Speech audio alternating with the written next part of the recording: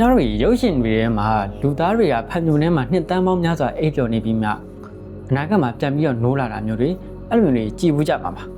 ဒါပေမဲ့ဒါတွေကအပြင်လောကမှာရောတကယ်ရောဖြစ်နိုင်ပါမလားဒီနေ့ဗီဒီယိုကတော့အနာဂတ်မှာလူသေးတွေကိုအသက်ပြည့်ရှင်လာနိုင်အောင်လုပ်ပေးနိုင်မယ့် Cryonic နည်းပညာအကြောင်းကိုကျွန်တော်လက်လန်းမိသလောက်ပြောပြပေးပါမယ်။ Okay အဲ့တော့ဗီဒီယိုလေးစလိုက်အောင်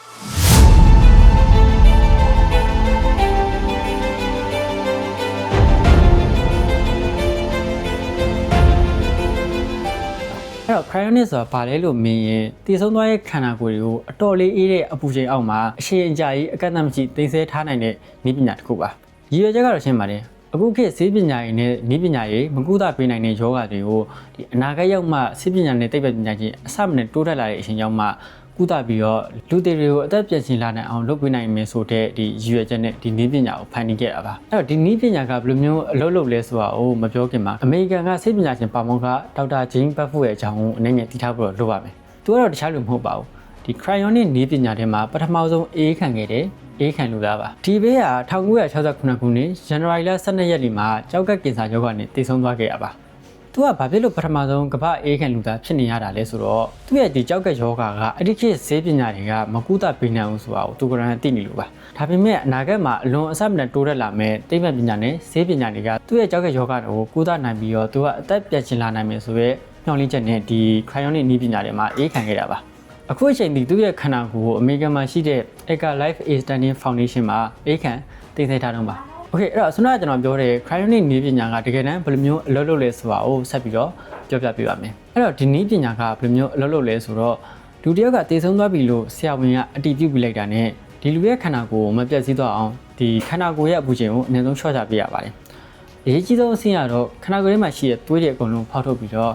Medical Antiphase လို့ခေါ်တဲ့ဒီရေခဲမဖြစ်အောင်ကာကွယ်ပေးတဲ့ဆေးရည်တစ်မျိုးကိုထည့်သွင်းရပါတယ်။ဘာဖြစ်လို့အဲ့ဒီဆေးရည်ကိုထည့်သွင်းရတယ်လဲဆိုတော့ဗျာကျွန်တော်တို့ရဲ့လူခန္ဓာကိုယ်ရဲ့60%သောအရာတွေကရေနဲ့ဖွဲ့စည်းတာ။တကယ်လို့ဒါအဲ့လိုမျိုးသွေးရည်ကိုလည်းဖောက်မထုတ်ဘူး။ Medical Antiphase ကိုလည်းထိုးမထည့်ဘဲနဲ့ဒီတိုင်းသာအေးခံလိုက်မယ်ဆိုရင်ခန္ဓာကိုယ်ထဲမှာရှိတဲ့အရည်တွေကရေခဲအဖြစ်ကိုပြောင်းသွားပြီးတော့ကျွန်တော်တို့ရဲ့ခန္ဓာကိုယ်ထဲမှာရှိတဲ့ cell တွေအကုန်လုံးပျက်စီးစေတတ်ပါတယ်။ Medical Antiphase ထိုးရတဲ့အဆင့်ကိုသိပ္ပံခေါ်ရဒီ Ventrification လို့ခေါ်ပါတယ်။အတန်ထောက်ကတော့နည်းနည်းတော့မှားလိမ့်မယ်။ဒီမှာကျွန်တော်စာတန်းလေးထုတ်ပေးထားပါမယ်။ Okay အဲ့တော့လူတစ်ယောက်ကတည်ဆုံသွားပြီလို့လည်းအတည်ပြုပြီးကျွန်တော်ခန္ဓာကိုယ်မှာရှိတဲ့သွေးအကုန်လုံးကိုလည်းဖောက်ထုတ်ပြီးရေခဲမဖြစ်အောင်ကာကွယ်ပေးရဲ့ဆေးကိုလည်းထိုးထွက်ပြီးဆိုရင်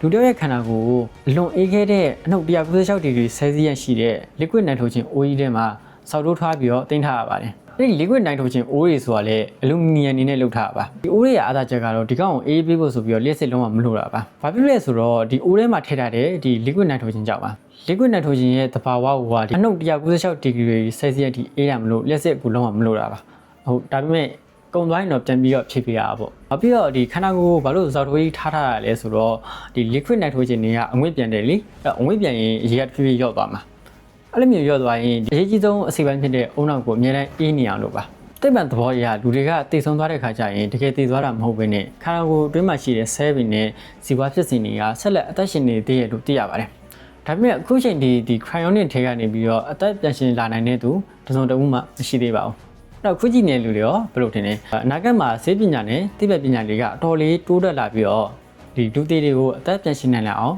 လုပ်ပေးနိုင်မယ်လို့ကျွန်တော်ထင်လားမပြောတော့ဘူးဒီခုနောက် AI တွေကတော်တော်လေးကိုကျန်းနေပြီ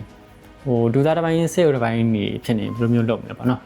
ထားပါတော့ဒါမှမဟုတ်ဒီနည်းပညာကလူတွေမျှော်လင့်ထားတဲ့မျှော်လင့်ချက်တက်ဖြစ်နေမလားဆိုတာအောက်က comment မှာဝင်ပြီးတော့မှန်သားလို့ရပါတယ် Okay အဲ့တော့ဒီနေ့ဗီဒီယိုကတော့ဒီလောက်ပါပဲကျွန်တော်ရဲ့ channel လေးကို like and subscribe လုပ်ပေးသွားလို့ရပါတယ်အဲ့တော့အားလုံးပဲခွင့်လက်ပါ